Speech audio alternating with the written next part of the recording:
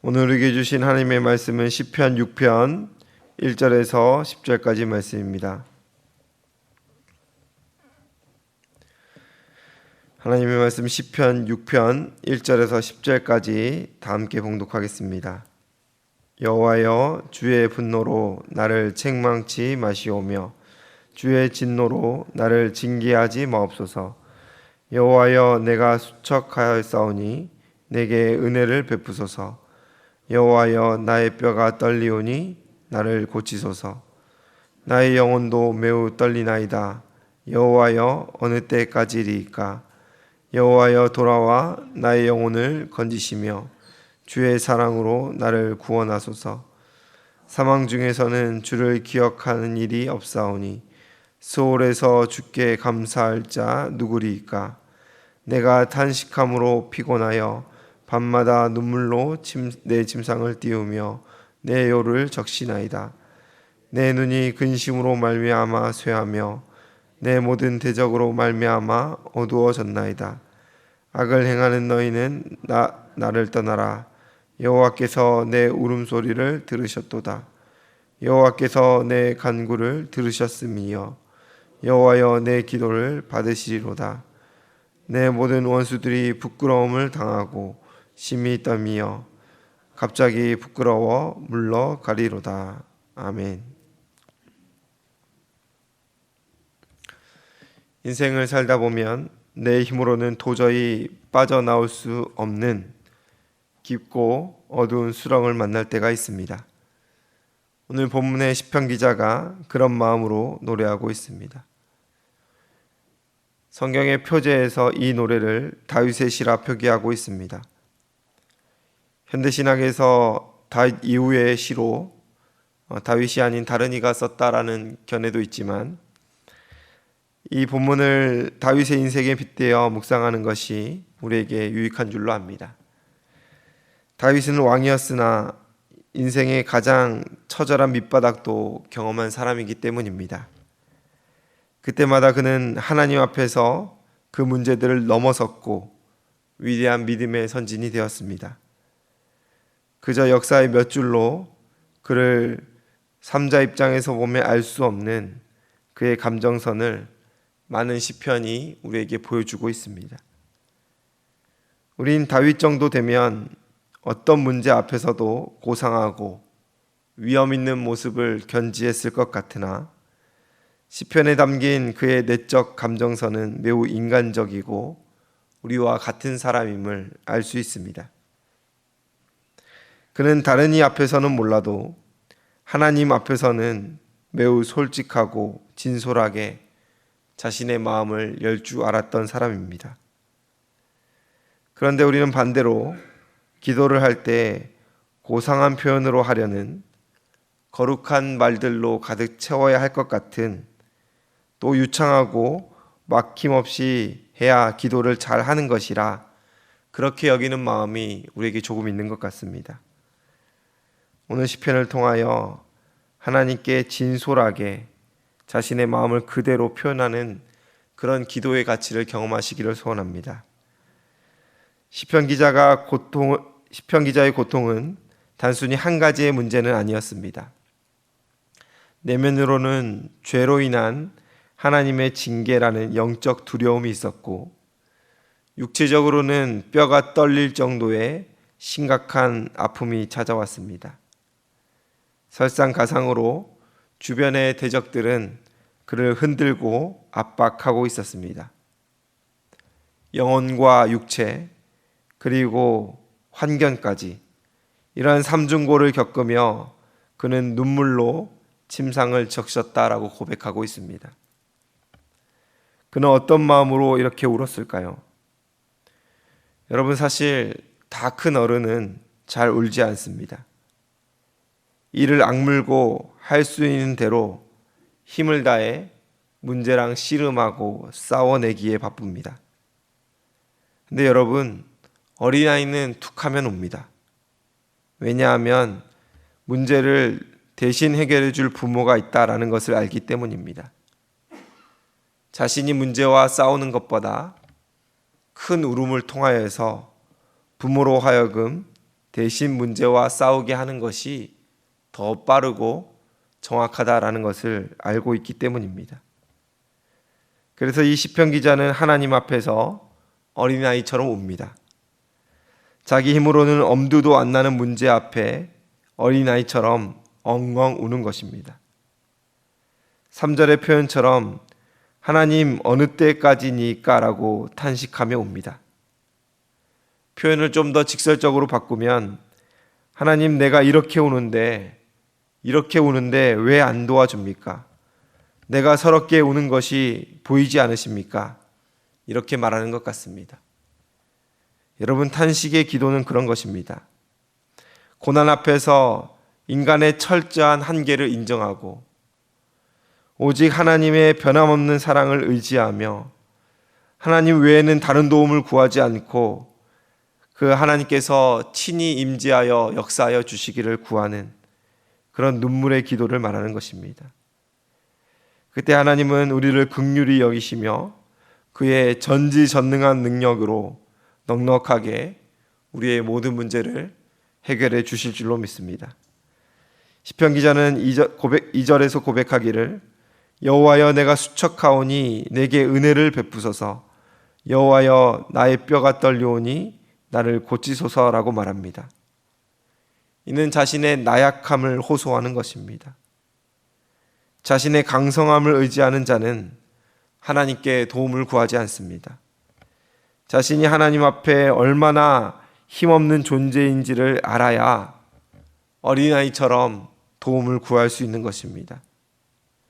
실제 인간은 문제를 해결할 만한 아주 작은 방법이라도 보이면 기도보다는 그 방법을 택하기 마련입니다. 할 것 다 해보고 정말 사방이 막혔을 때 기도라도 해보자라는 마음으로 엎드리는 것이 사실 우리의 모습이 아닙니까? 하지만 우리 하나님은 가장 자신을 먼저 찾길 원하십니다. 나의 약함을 알고 주님의 강함을 잊지 않는 저와 여러분 되시기를 주님의 이름으로 소원합니다. 4절은 여호와여 돌아와 나의 영혼을 건지시며 주의 사랑으로 나를 구원하소서라고 노래합니다. 여기서 주의 사랑은 히브리어로 헤세드입니다. 우리에게 매우 익숙한 단어이지요. 이는 조건 없는 사랑, 자격 없는 자에게 베푸시는 하나님의 신실한 언약적 사랑, 자비를 말하고 있습니다. 이것을 어렵게 생각할 것이 없습니다. 관계적 사랑이라 표현하면 더 이해가 쉬우리라 생각이 듭니다. 우리는 언약으로 말미암아 자격 없지만 하나님의 자녀가 되었습니다. 여러분 자녀는 부모에게 도움을 구하며 주저하지 않습니다. 오히려 뻔뻔할 정도로 당연하고 당당하게 요청하지요. 시편 기자는 지금 하나님의 자녀로서 그 언약에 기대어 그의 헤세드를 당당하게 구하고 있는 것입니다.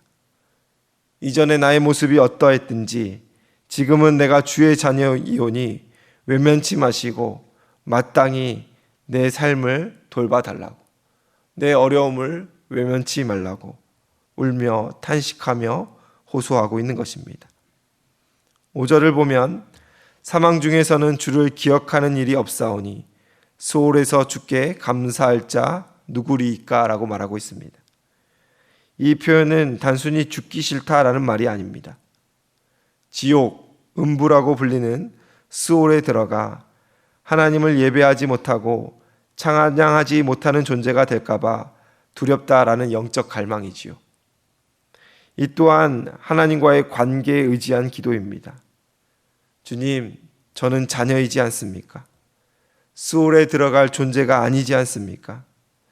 하나님, 저는 당신의 자녀이오니 이 상황은 마치 주님이 없는 것 같습니다. 그러니 저를 이대로 두지 마시고 저를 외면치 말라달라고. 하나님과의 관계가 끊겨 수월에 속한 자처럼 날 버려두지 말아달라는 간절한 호소이며 탄식이라는 것입니다. 이 본문을 묵상하며 자녀가 하나님께 울며 아버지께 울며 난 아빠 딸이잖아, 난 엄마 아들이잖아 하며 간절하게 요청하는 그런 이미지가 떠올랐습니다. 계속되는 탄식의 기도가 이어지다 8절에서는 분위기 전환이 일어납니다. 7절까지는 밤마다 눈물을 흘리며 쇠약해져 가던 이가 8절에 이르러 갑자기 담대한 믿음의 선포를 하고 있는 것입니다. 악을 행하는 너희는 다 나를 떠나라. 여호와께서 내 울음소리를 들으셨도다. 상황이 바뀐 것이 아닙니다. 병이 다 나았거나 원수들이 모두 전멸한 것이 아닙니다.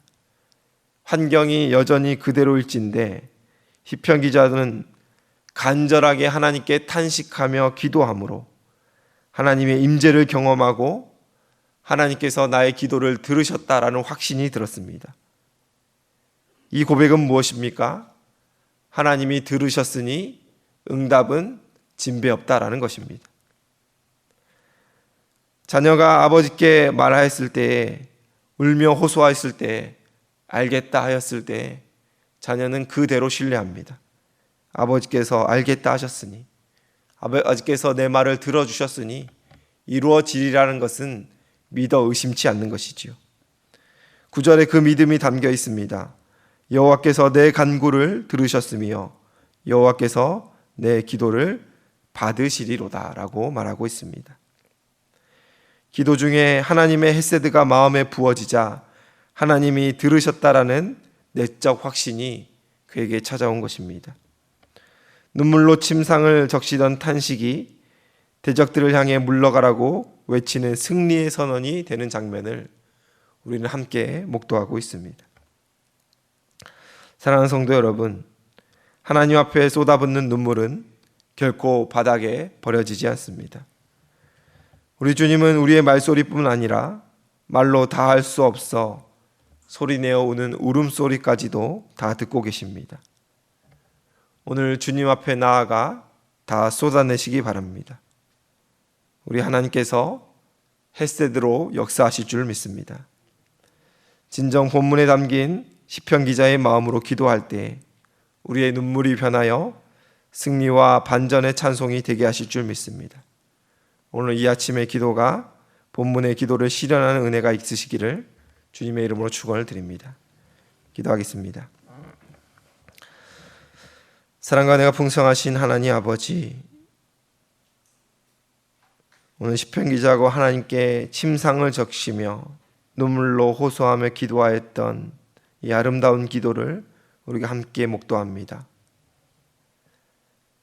문제 앞에서 다른 것 의지하지 않고 하나님께 엎드리는 것은 사실 힘 있는 자에게 불가능할 것 같습니다. 왕이었던 다윗이, 권력자였던 다윗이, 세상의 모든 문제 해결법을 알고만 있을 것 같던 다윗이 이 수많은 문제 앞에 자신의 힘을 의지하지 않고 눈물로 호소하며 하나님의 도움을 구하고 있습니다. 우리의 삶도 그러하길 원합니다. 우리의 기도도 이와 같길 원합니다. 다른 도움 다 찾아보고 하나님께 나와 그제야 구하는 것이 아니라 문제 앞에 가장 능력 있고 가장 위대한 방법으로 엎드려 호소하는 저희 모두가 될 수 있도록 도와주시옵소서. 하지만 하나님 아버지, 우리에게 선한 것이 없고 연약함으로 가득 차 있습니다. 또 수많은 문제 앞에 하나님 울며 부르짖기도 힘을 잃어버린 자들이 있습니다. 긍휼히 여겨주시고 하나님의 헤세드의 은혜가 오늘 이 자리에 가득 넘칠 수 있도록 도와주시옵소서. 오래된 문제를 가지고 주 앞에 나와 기도할 때 이제는 역사하시는 하나님의 빛을 보게 하여 주시옵소서. 병상에 누워 신음하며 하나님의 도움을 구하는 자에게 하나님의 치유의 강선을 허락하여 주시옵소서. 경제적인 고통으로 인하여 누구에게도 말 못하고 남몰래 눈물을 적시는 우리 사는 성도님들이 있다면 하늘에 나는 새도 들에 나는 들풀도 아끼시는 하나님, 채우시고 공급하시고 은혜 더하여 주시옵소서. 관계의 어려움, 자녀들의 문제, 불신의 가정들의 문제로 밤새 기도하는 우리 사랑하는 성도님들의 마음을 들으사 주여 응답하여 주시옵소서. 긍휼히 여겨 주시옵소서. 감사드리며 예수님의 이름으로 기도드리옵나이다. 아멘.